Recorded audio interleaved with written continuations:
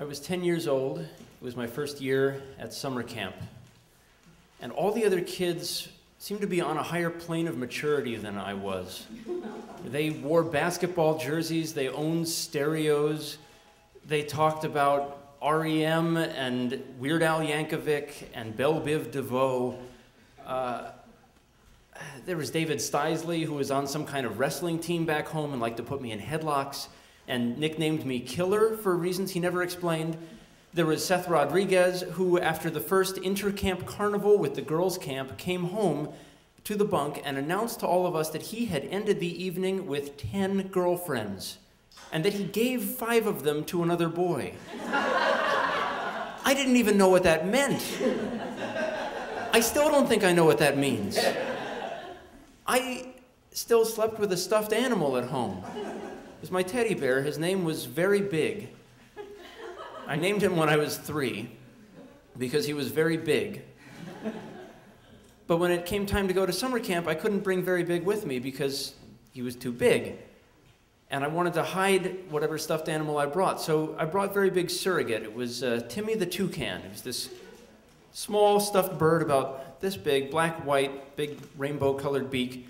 And Timmy spent every day inside a series of plastic bags in the bottom drawer of my dresser at summer camp. And then at night, I would wait until the lights were out and everyone had gone to sleep.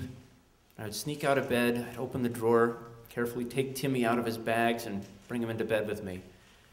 But on this one particular night, 4th of July actually, I could not fall asleep, and Timmy was not going to be any help because I had a huge problem, and it was a problem I couldn't solve. The problem was that I really had to pee.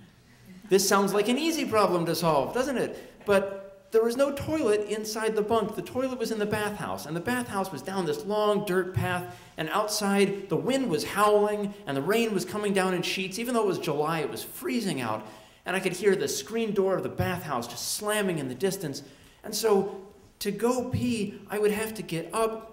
I was sleeping in my underwear, so I'd have to put on all my clothes and a raincoat and a poncho and an umbrella and my flip-flops. I'd have to go out through the mud to the dirty, smelly bathhouse and come back. I'd have to hang everything else up and it would all have to dry overnight. And then I was going to have to get in the bed, and the bed was not going to be warm anymore.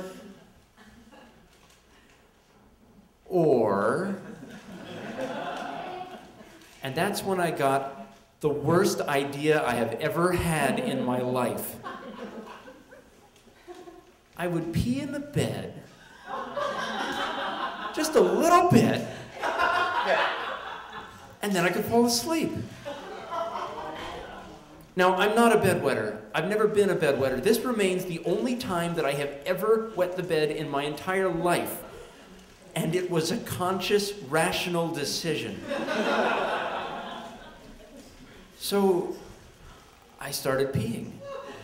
And I learned 2 things right away. First of all, I learned that I had severely underestimated the volume. I don't know what I was picturing. I guess I thought there'd just be a little wet spot on the front of my underwear, then I could fall asleep. But the next thing I knew, I was in a lagoon of my own urine. And the other thing I realized was that once you start peeing, you don't stop peeing. And you might think that everything would have gone away somewhere soaked into the mattress, but this is not a fluffy mattress like you and I sleep on now. This was a summer camp mattress. This was like plasticky, army surplus, take it outside and hose it off kind of mattress. And with good cause, I suppose. But it stayed there in a depression, the shape of my body. And I thought, well, I've done it. Time to go to sleep. But if it's hard to sleep when you have to go to the bathroom, and it's even harder to sleep when your bed is cold, it is impossible to sleep when you're waist deep in 2 inches of your own urine. So I didn't know what to do. So I did the only thing I could think of that might possibly help. I got out of bed, and I opened the window above my bed, and I walked over to my counselor's room. He had the only room with a door that closes, and I knocked on the door. My counselor was this guy named Bubba. Bubba was that rare combination of cool and nice. that you really like to have in a counselor. You know, the kind of guy who made sure that you got picked for the kickball team, but then he also did this thing where he and his friend Noose like ate food and then pulled the chewed food out of their mouths and then ate each other's chewed food. You're like, oh my God, Bubba's the coolest man in the world. I really wanted to give a good impression of myself to Bubba, and I was about to try to lie to him. I knocked on the door. Bubba comes to the door. He was half asleep, wearing his boxers, and I'm standing there in my underwear dripping. I said, Bubba,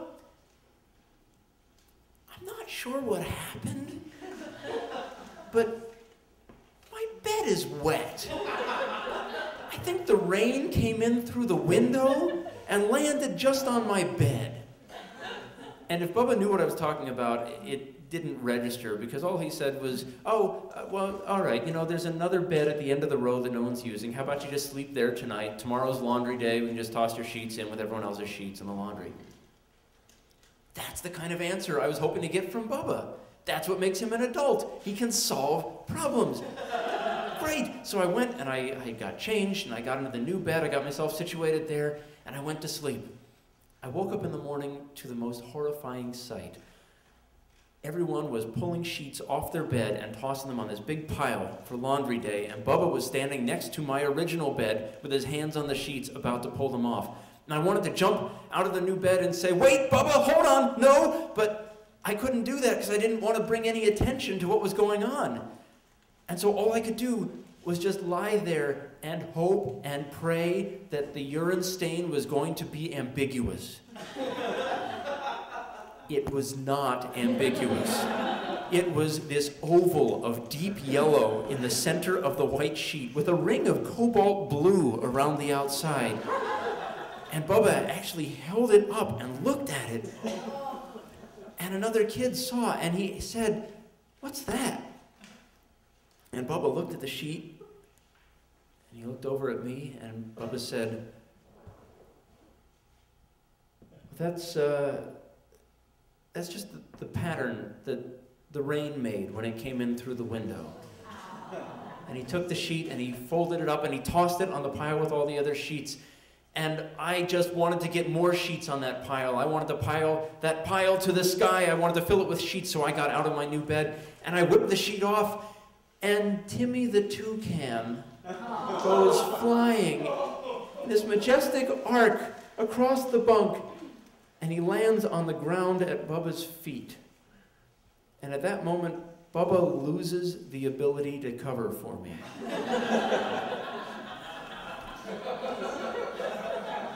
He reaches down and he picks Timmy up by one wing and holds him out like this, like he's a piece of garbage. And he says, "Is this yours?" I said, "Yeah." I took Timmy back and I put him in the drawer.